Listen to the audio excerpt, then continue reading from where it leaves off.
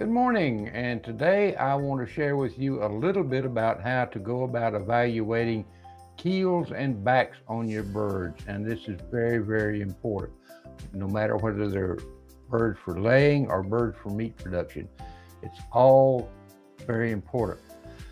Even though today's presentation is going to focus mostly on meat birds, the same things, same trends, same practices will apply for your egg laying breeds as well. So let's take a look at it. Evaluating keels in birds is basically how to use your hands to do that.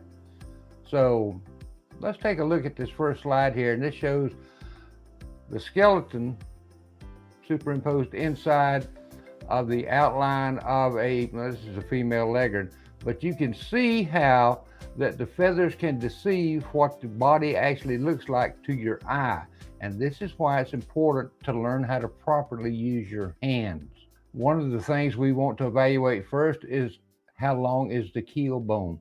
The longer the keel bone, the more breast muscle a birds are going to have. And also the more body capacity they're going to have. So we want to measure from the front tip to the rearward tip.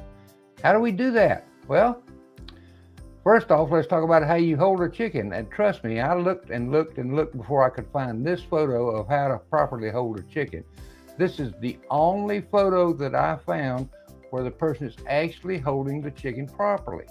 They're cradling the bird's breast and abdomen in their left hand, and they're using their right hand to help hold the bird as well.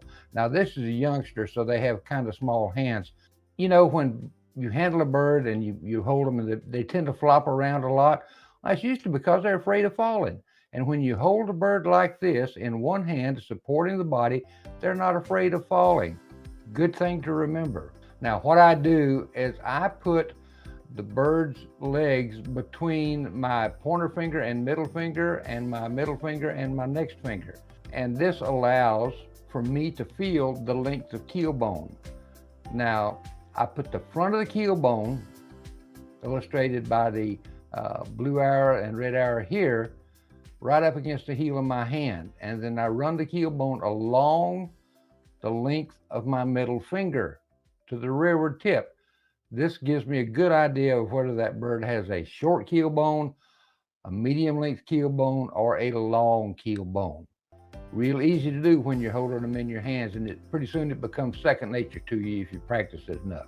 I can also use my thumb and my little finger to help hold the bird's wings against the body if she still wants to flop around a little bit. But then I also use my thumb and my pointer finger and my two outer fingers here to gently squeeze or apply gentle pressure inward to evaluate the amount of fleshing on the breast.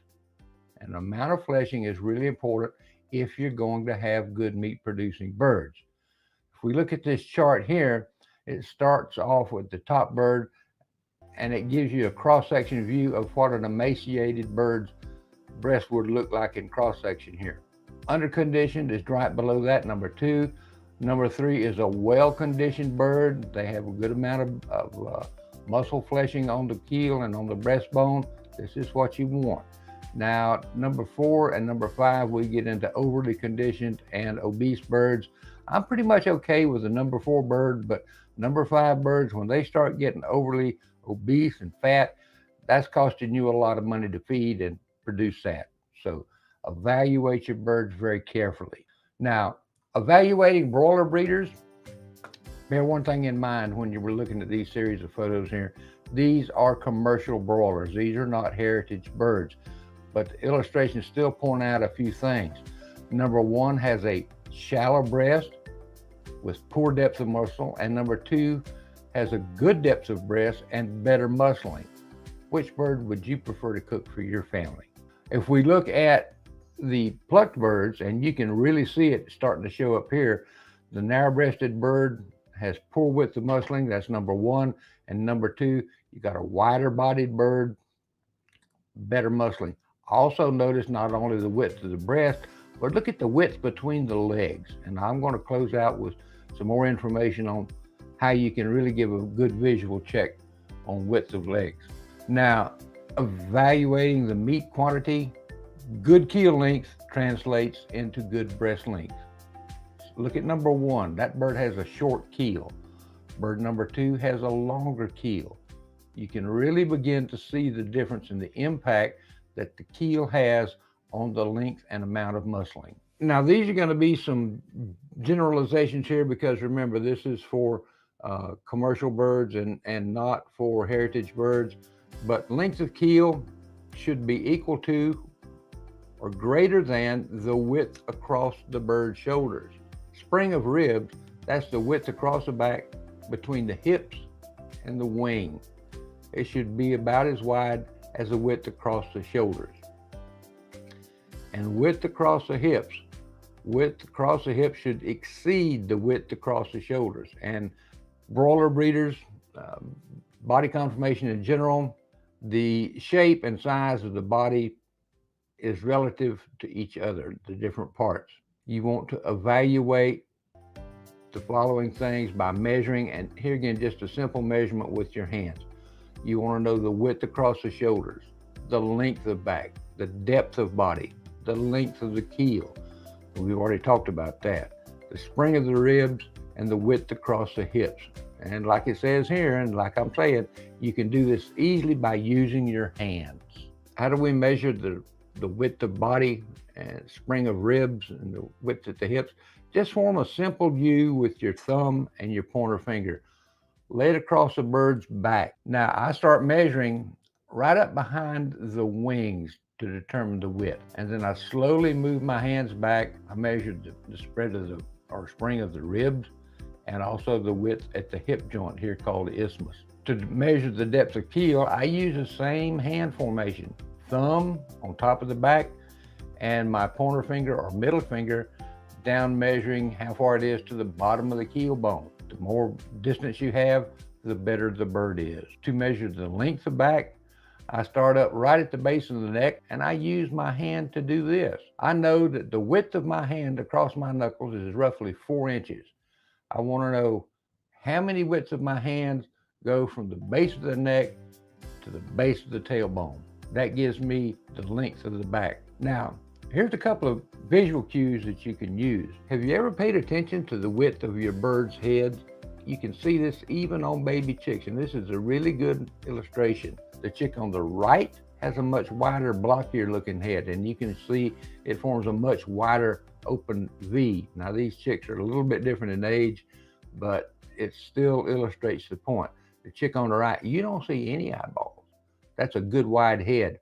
An adage that I try to teach people is, as go the head width, goes the body width. Just a good rule of thumb there. Now, here's another cue that you can use.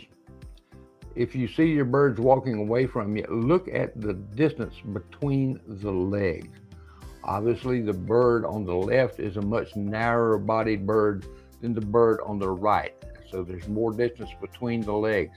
I like to be able to fit my fist between the legs. Another cue is, see how clamped looking or pinched almost the tail looks on the bird on the left compared to the bird on the right. Much wider bird. Really obvious looking at a live bird when they're walking away from you. Now, I want to encourage you to develop and use a scoring system. It can be good, better, best. I like to use a numerical system, 1, 2, 3, or 1 through 5, whatever you decide to use, whatever works for you, use it consistently. Track all these scores for each individual bird. Add up the numerical scores, and the highest scores are your better birds. Pretty easy, isn't it? I hope you have enjoyed our presentation today, and I hope you get out there and start practicing these hand measurements with your birds. And remember what I talked about in our encouragement. The more knowledge that you consistently apply becomes a habit. You will find yourself using your hands to evaluate your birds every time you handle them. And it's really what you should be doing. So until next time, hope you have a great day and your family does well and your birds do well as well. Thanks for watching. Bye-bye.